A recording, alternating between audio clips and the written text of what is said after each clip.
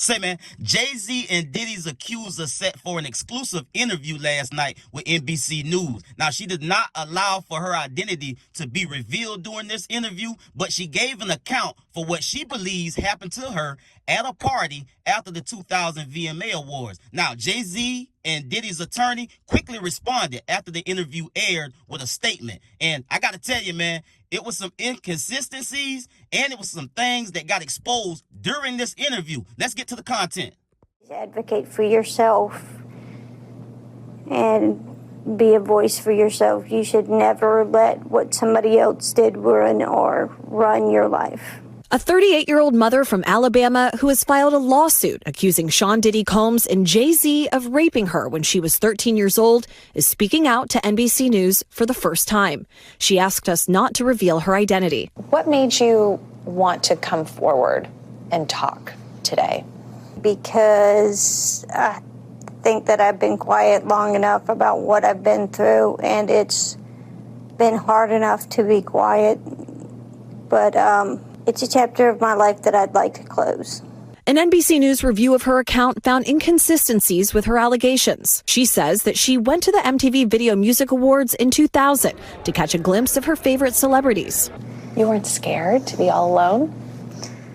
No, with having autism is like feeling like you live your life in a shatterproof juggle ball. The world's on fire. The fire is inside the ball with you, but there's no way for you to get out. In addition to having autism, the woman says she suffered a head injury. The night of the 2000s VMAs, she says a friend drove her from Rochester, New York to Manhattan, a more than 5-hour drive. Her attorney provided NBC News with the name of the friend who has since died. The woman says she spoke to Combs' limo driver, who offered her a ride to an after party. I stumbled upon Diddy's driver, who told me that I was exactly what Diddy was looking for. What did you think when he said that to you? I thought it meant that I was just pretty. She went to a White House, she says, where she spoke to musicians Benji Madden and his brother. I'm talking to Benji Madden about his tattoo because, I have about his tattoo that's the Last Supper, because I have a religious background. So it was just something to talk about. In a statement to NBC News, a representative of the Maddens confirmed that they did not attend the 2000 VMAs and that they were on tour in the Midwest at the time. At the after party, she says she had a drink that made her feel woozy. Then she says Combs and Carter took turns raping her while a female celebrity watched. JC comes in and rapes me. He at that point I was fighting, trying to get away from him, and he put his hand over my mouth and told me to stop it, cut the. After the alleged rape, she says she ran to a gas station where she called her father, who picked her up and drove her home. We rode home in silence. He didn't ask me what happened. He didn't ask me what I did or where I was. In an interview with NBC News, her father said he could not verify the claims. Quote, "I felt like I would remember that, and I don't. I have a lot going on, but I mean, that's something that would definitely stick in my mind," he said. When we asked the woman about the contradictions in a phone interview on Friday, she said that she stands by her statements. "I have made some mistakes," she said. "Honestly, what is the clearest is what happened to me." The inconsistencies in her account of an incident alleged to have happened 24 years ago does not necessarily mean the allegations are false. The accuser's attorney, Tony Busby, said, "Because we have interrogated her intensely, she has even agreed to submit to a polygraph. This has been extremely distressing for her, to the point she has experienced seizures and had to seek medical treatment due to the stress." In a statement to NBC News, Sean Carter said this incident didn't happen, and yet he filed it in court and doubled down in the press. "True justice is coming. We fight from victory, not for victory." Is any part of you scared coming out against such powerful people? Yeah, I'm scared of what could happen, but I'm more afraid of letting it eat me alive from the inside out than I am of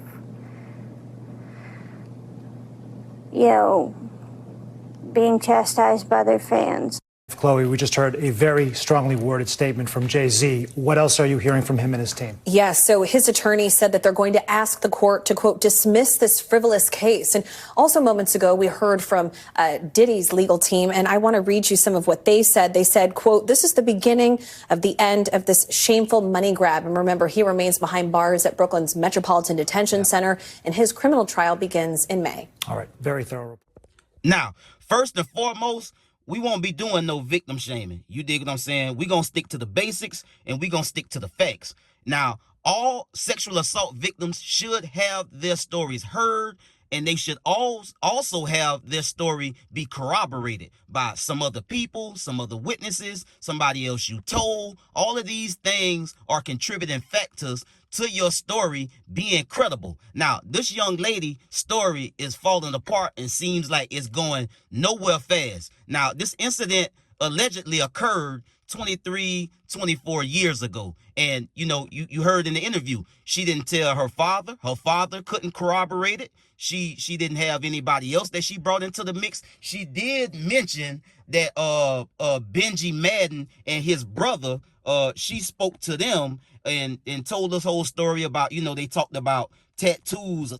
Benji Madden and his brother said that they wasn't even in New York. They didn't even go to the 2000 VMA Awards. You dig what I'm saying? They was in the Midwest touring. You dig what I'm saying? And they can vouch for that. So she told that story that she was with these guys and they was, having something to talk about. So they was talking about tattoos, and she had a tattoo and it had to do with something about religion. Like, it was a story that you could believe if somebody didn't come out and say that it didn't happen. So that's first and foremost. And Jay and Diddy attorneys jumped on this real fast, and Jay had a statement of his own and that said this incident didn't happen, and yet he filed it in court and doubled down in the press. True justice is coming. We fight from victory, not for victory. You dig what I'm saying? And Jay is being on top of this. Every little thing that dropped or everything that said, he and his team, they doing a damn good job making sure they stay on top of this narrative. That's where Diddy went wrong. Diddy let stuff just hang out there and pile up over the years until it finally came to a head. And then now you got so much stuff hanging out there and lingering out there.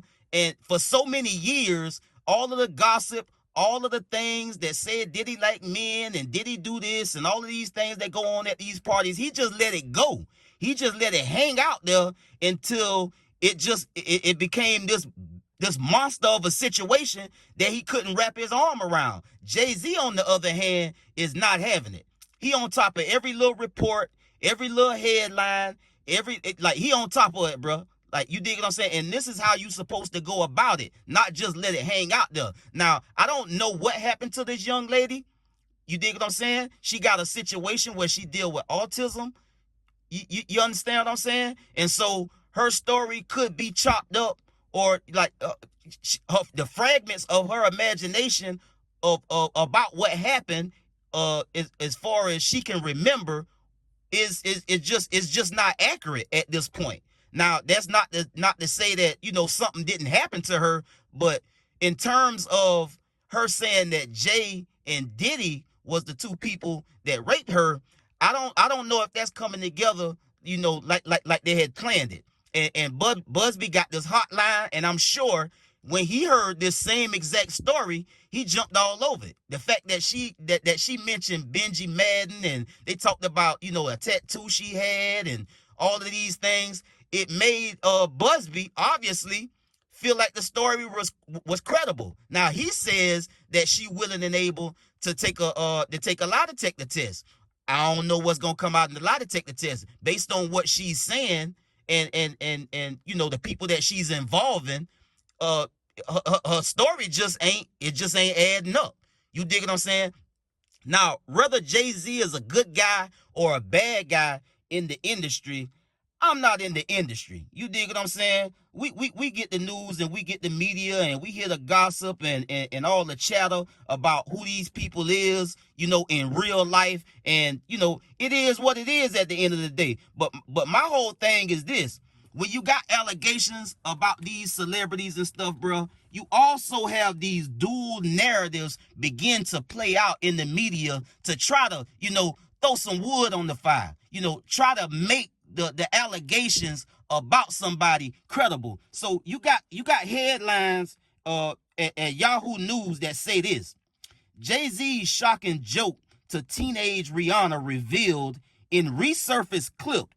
You dig what I'm saying? And then you got another one from the Daily Mail.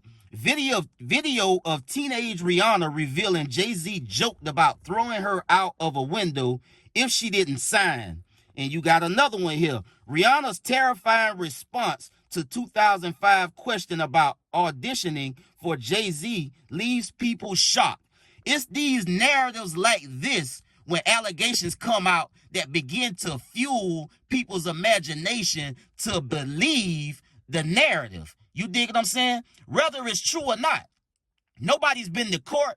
This is a civil type litigation where somebody is trying to sue somebody civilly for money. So it's not like they seeking justice. They just seeking a bag. You dig what I'm saying? And when you got these dual narratives going out and you know, in the media that say things like this, people start to wonder, okay, look at Rihanna. Rihanna was underage and this and that, and she said this, and people said that, and Jay-Z did this, and Jay-Z did that. Come on, man. You dig what I'm saying? Run these headlines way before something like this happened, bro, and maybe people might believe it. But to start having these type of narratives going on, bro, at the time that somebody is alleged to have done something wrong before they even been criminally charged is just bogus to me. You dig what I'm saying? It's just bogus, bro. It is what it is. And I just wanted to point that out, man, because this is how all of these things grow and take on a life of their own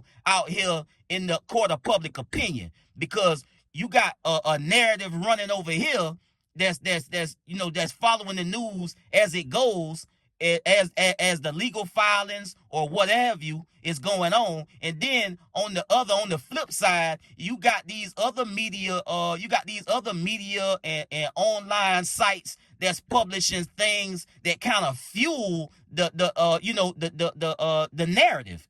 You dig what I'm saying? The main narrative that JAYZ and Diddy got an accuser that said that they raped her after the 2000 VMA awards at a party. You dig what I'm saying? That's the overall narrative. And then you got these counter narratives that kind of feed the monster, if you will, and feed the narrative. Got people looking back, way talking about Rihanna and all of these different things. And it's all a gimmick. It's all a method to make people begin to believe that it's true, even if it's not. So I just wanted to put that out there and have y'all think about that as well, man. I get at y'all on the next one. Y'all be smooth. I'm out.